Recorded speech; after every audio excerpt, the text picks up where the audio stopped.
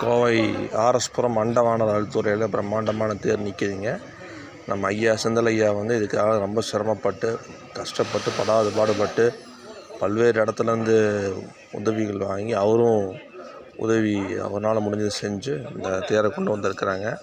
So மார்கழி மாதம் பௌர்ணமி வரக்கூடிய 3ஆம் தேதி தேரோட திருவாதிரை அன்னைக்கு தேர் இழுக்கப்படுது. நாளை காலையில் வெள்ளோட்டம் இருக்குது.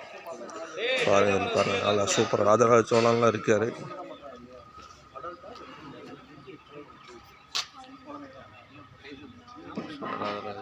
பல்வேறு அரசர்களுடைய சிற்பங்கள் ரொம்ப கிராண்டாக பண்ணியிருக்காங்க. பட்டணத்தார் 63 நாயன்மாரும் செதுக்கியிருக்காங்கன்னு நினைக்கிறேன். பூரா மரத்தேர் கிராண்டாக.